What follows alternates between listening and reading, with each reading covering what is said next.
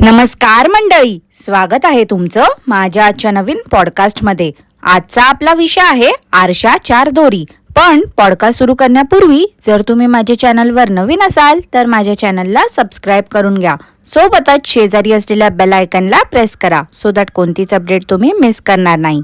तर मग वाट कसली बघताय, चला सुरू करूया आजच्या आपल्या पॉडकास्टला। मंडळी, खरं तर या आरशा मॅडम पण मनीश्री काकू, टांजल टिंडे, ढगंजली काकूंसारख्याच आहेत। देवाचं नाव घ्यायचं आणि स्वतःचं चॅनल ग्रो करायचं एवढं यांना छान जमते। आता हे सगळे लोक तर मनीश्री काकूंपासूनच इन्फ्लुएन्स झाले आहेत, त्यामुळे मनीश्री काकूंचं बघूनच या लोकांनी पण देवाचं नाव वापरूनच चॅनल ग्रो केला। काही दिवसांपूर्वी नाटकी मनीश्री काकू बोलल्या होत्या की त्या आता देवाचं नाव नाही घेणार, पण त्यांचे भक्त की आता त्या स्वतःच फेक आयडी बनवून स्वतःला कमेंट करतात ते देव जाणो। तर सगळ्यांच्या आग्रहाखातर काकूंनी परत देवाचं नाव वापरून व्ह्यूज कमवायचं ठरवलं आहे। खरं बोलू तर मंडळी, या सगळ्या ज्या क्रिंज आंटीज आहेत ना, या एका माळेचे मणी आहेत। त्यामुळे यांचे रटाळ व्लॉग्स, यांचं वागणं बोलणं, खोटेपणा, लोकांना मूर्ख बनवण्याच्या ट्रिक्स सगळं काही सारखंच आहे। मंडळी, जसं की आपल्या सगळ्यांना माहितीच आहे की ह्या आरशा मॅडम प्रेग्नेंट आहेत। असं वाटते की ह्याच एकमेव अशा आहेत दुनियेमध्ये ज्या प्रेग्नेंट झाल्या आहेत।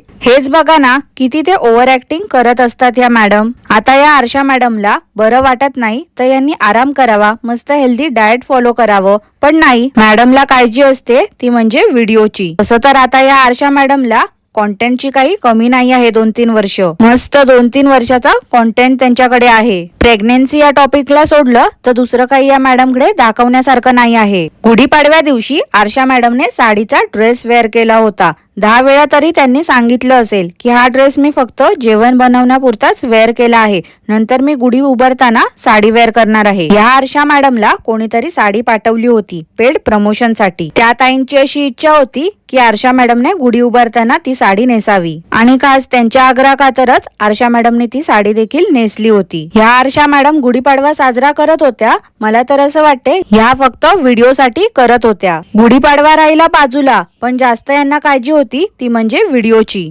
आता कॅमेरा साईडला ठेवला असता, पूजा वगैरे केली असती तरी चाललं असतं, पण मॅडमला सगळंच रेकॉर्ड करायचं होतं। फ्रंट कॅमेरा ऑन करून गुढी सोबत सेल्फी देखील घेत होत्या मॅडम। आजकाल असं वाटते की हे लोक सण वगैरे फक्त सोशल मीडियावरती दाखवण्यासाठी सेलिब्रेट करतात। आपली भारतीय संस्कृती, आपले सण ह्या लोकांना फक्त व्हिडिओ पुरतेच आठवतात। सगळ्याचा फक्त कॉन्टेंट म्हणूनच वापर करतात हे लोक।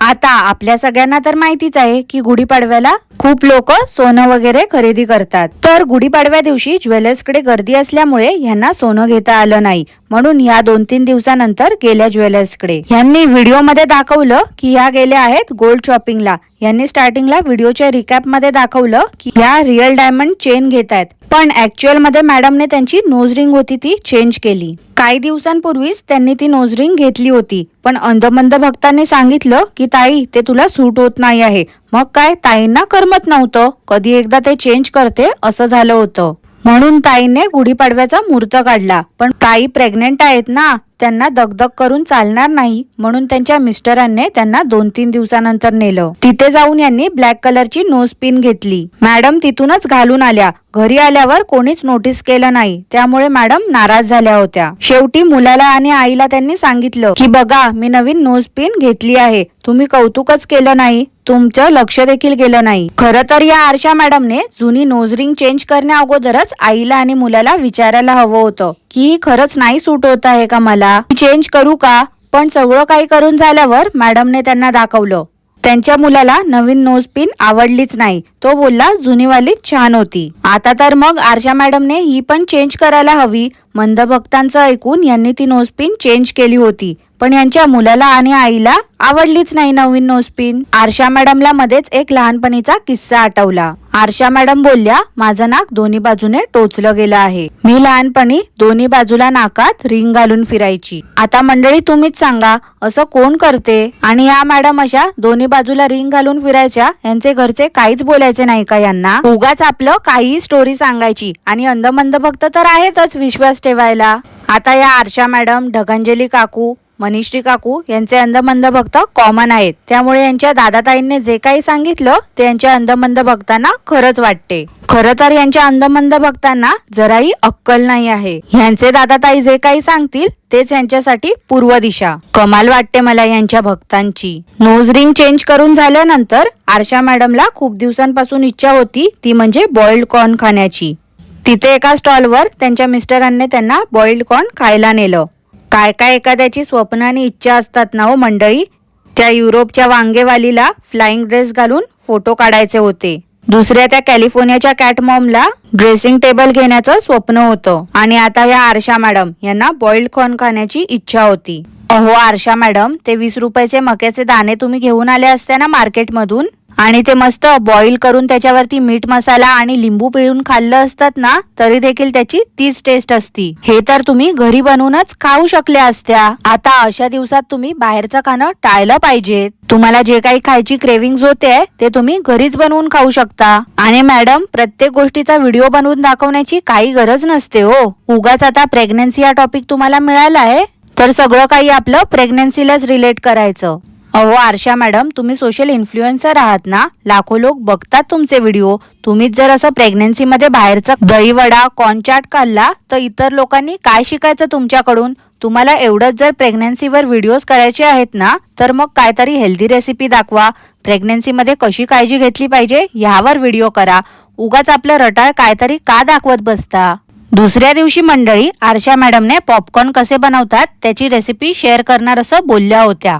पण पॉपकॉर्न बनून तयार झाल्यावरच त्यांनी कुकर उघडून दाखवला. आता या आरशा मॅडमने त्यांची गुड न्यूज रिव्हील करून 1-1.5 महिना झाला असेल. सुरुवातीला त्यांनी मुलाची रिएक्शन दाखवली होती, पण आता यांनी फॅमिली रिएक्शन वरती एक व्हिडिओ अपलोड केला आहे. मेमरीज जपण्याच्या नावाखाली आजकाल हे लोक काहीही व्हिडिओ बनवत बसतात. आता इथे मी फक्त आरशा मॅडमलाच नाही बोलत आहे, तर जेवढे पण हे जे क्रिंज व्लॉगर्स आहेत ना, हे सगळे एका माळेचे मणी आहेत. हे लोक उठसूट काहीही रेकॉर्ड करतात आणि मग बोलतात काय तर हा व्हिडिओ बनवण्याचा उद्देश हा होता की आम्ही हे व्हिडिओ मेमरी म्हणून बनवतो. आपल्या चॅनलच्या माध्यमातून एक आठवण राहावी म्हणून आम्ही हे व्हिडिओ बनवतो. अरे पण मला एक गोष्ट समजत नाही. मेमरीज जपायच्या आहेत ना, जपा, पण ऍटलिस्ट ते स्वतःपुरत्या मर्यादित ठेवा ना. जग जाहीर का करता? तुम्ही बोलता की ते व्हिडिओ तुम्ही फक्त मेमरीज साठी बनवताय. तुम्हीच सांगा ना, तुमच्या मेमरीज बघून लोकांनी काय शिकण्यासारखं आहे त्यात?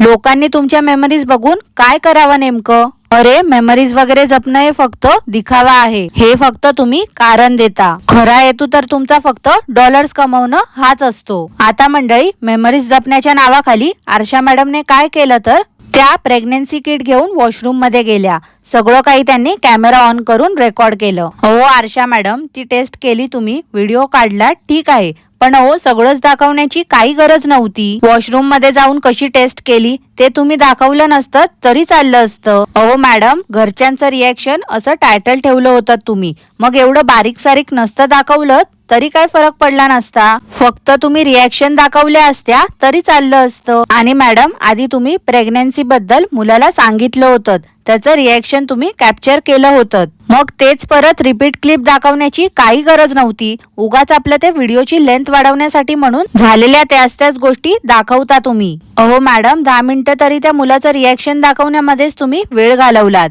आणि जसं की मी मगाशीच बोलली, यांचे अंधमंद भक्त तर प्रो मॅक्स लेवलचे आहेत. यांनी काहीही दाखवलं तरी देखील यांचं कौतुकच करतात. मंडळी, आता या आरशा मॅडमने लिंबू सरबतचं प्रीमिक्स बनवून दाखवलं आहे. 2 महिन्यापूर्वी हेच same lemon juice premix Sarita's kitchen मध्ये दाखवलं होतं. हे जे डेली व्लॉगर्स आहेत ना, हे एकतर यांचं व्लॉगिंग मध्ये उगाच रेसिपी दाखवतात. ह्या बायकांना तर काहीच येत नाही, दुसऱ्यांचं बघूनच या शिकतात. मग ऍटलिस्ट ज्यांचं बघून यांनी ती रेसिपी बनवली आहे त्यांना तरी क्रेडिट द्यायला हवं की नको? एकतर ह्यांना जर एवढ्याच रेसिपी येतात तर मग यांनी व्लॉगिंग सोडून द्यायला हवं आणि एक रेसिपी चॅनलच ओपन करायचा. उगाच कशाला ना रटाळ डेली व्लॉगिंग दाखवून लोकांना पण बोर करतात. ह्यांच्यामुळे लोकांचा पण वेळ वाया जातो आणि हे स्वतःचा देखील वेळ वाया घालवतायत. आता मंडळी, काल परवाच ह्या चपाती भाजत होत्या, तर यांना आठवलं की कोणीतरी त्यांना कॉमेंट केली होती की चपातीला तू तेल डायरेक्ट बॉटल मधूनच लावते, त्यामुळे ते वेस्ट देखील होतं. त्यावर मॅडम बोलल्या, मी आतापासून काळजी घेईन. मॅडमने चपातीला तेल लावण्यासाठी म्हणून ब्रश आणला. वर आरशा मॅडम असं देखील बोलल्या की छोट्या छोट्या गोष्टी आहेत ज्या एकसाथ घ्यायला पॉसिबल होत नाही, जसं शक्य होईल तसं ऍड करत जाईन. मी काय बोलते आरशा मॅडम, तुमच्या घरात वाटी आणि चमचा तर असेलच ना?